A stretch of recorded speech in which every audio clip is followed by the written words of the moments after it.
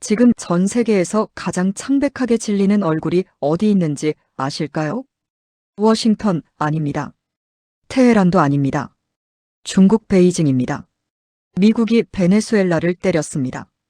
바로 이어서 이란까지 때렸습니다. 이번 제재는 성격이 다릅니다.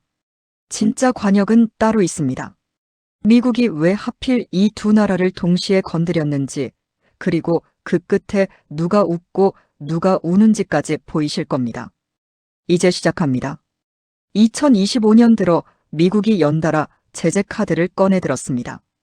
첫 번째, 베네수엘라. 트럼프 행정부는 베네수엘라산 원유를 수입하는 제3국 기업에 대해 2차 제재, 즉 세컨더리 보이콧을 발동했습니다. 베네수엘라 기름 사면 너희도 제재한다는 겁니다. 두 번째, 이란. 이란산 원유에 대해서도 제로 수출 정책을 다시 꺼냈습니다. 이란 석유를 단 한 방울이라도 사는 나라는 미국 금융 시스템에서 퇴출시키겠다는 경고입니다. 그런데 여기서 질문이 생깁니다. 이 두 나라 원유를 가장 많이 사는 나라가 어디일까요? 정답은 하나입니다. 중국입니다. 중국의 비밀 주유소가 막힌다. 자, 이 개념 먼저 잡아드리겠습니다. 에너지 분석 기관 2025년 자료에 따르면 중국은 이란산 원유를 하루 평균 약 150만 배럴 수입하고 있습니다. 한화로 환산하면 하루에 약 1조 5천억 원어치 규모입니다. 베네수엘라산도 마찬가지입니다. 중국은 베네수엘라 국영 석유기업 PDVSA에 수백억 달러, 우리 돈으로 수십조 원을 선투자하고 그 대가로 원유를 싸게 받아오는 구조를 오래전부터 유지해왔습니다. 쉽게 말하면 이렇습니다. 중국 입장에서 이란과 베네수엘라는 비밀 주유소였습니다.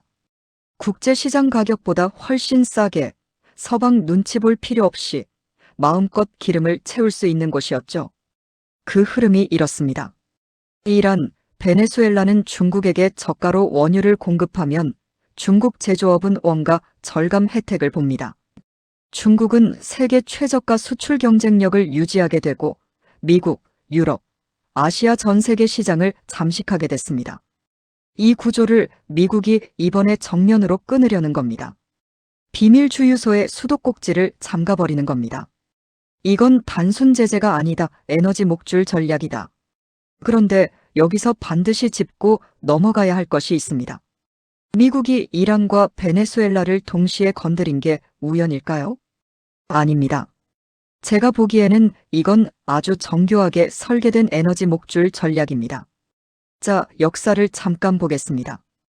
2003년 사담 후세인이 원유 결제를 달러에서 유로로 바꾸겠다고 선언했습니다. 그 직후 미국은 이라크를 침공했습니다.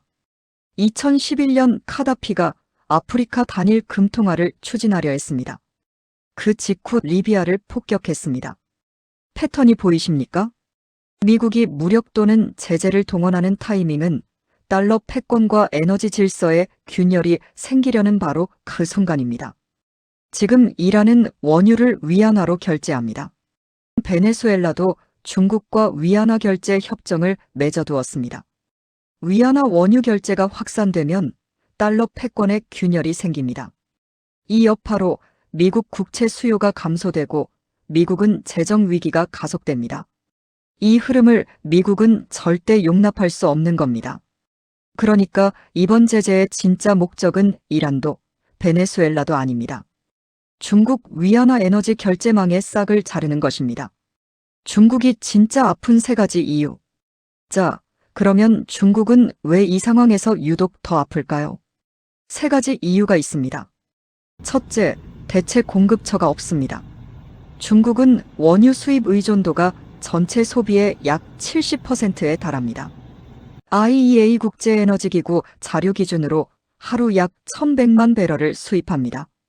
이 중 이란과 베네수엘라에서 오는 제재 우회 원유가 약 200만 배럴 이상입니다. 이걸 당장 사우디나 러시아에서 대체하면 되지 않냐고요? 간단하지 않습니다. 러시아도 이미 서방 제재를 받고 있어서 러시아산 원유 의존도를 더 높이면 또 다른 제재 리스크가 생깁니다. 사우디는 미국의 우방입니다. 미국이 사우디에 압력을 넣으면 중국에 싸게 팔지 않을 수도 있습니다. 중국이 수입하는 저가 원유 공급망이 붕괴되면 중국 제조업의 에너지 수입 비용이 급등하겠죠. 그럼 중국 제조업의 원가 상승으로 이어지고 중국산 제품의 수출 경쟁력이 약화됩니다. 중국의 경기 침체 압력이 높아집니다. 이게 도미노처럼 이어집니다. 둘째, 중국의 1대1로 투자가 날아갑니다. 중국은 베네수엘라에 지금까지 약 600억 달러, 우리 돈으로 약 80조 원을 빌려줬습니다.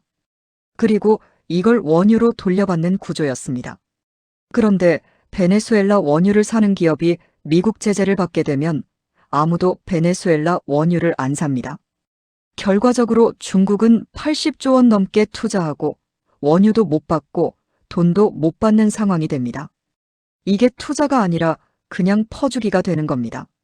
셋째, 위안화 국제화 프로젝트에 직격탄이 날아옵니다. 중국이 이 두 나라를 통해 추진하던 게 있었습니다. 바로 원유를 위안화로 거래하는 일종의 실험이었습니다. 기름도 달러 말고 위안화로 살 수 있다는 걸 보여주려 했던 거죠. 그런데 이 실험의 무대가 되었던 두 나라가 동시에 미국의 제재망 안으로 들어오면서 실험 자체가 좌초 위기에 놓였습니다. 이 상황에서 한국은 어떤 위치에 있을까요? 한국은 원유의 약 70% 이상을 중동에서 수입합니다. 실제로 2026년 3월 국제유가는 한국 물가에도 즉각 반영됐습니다.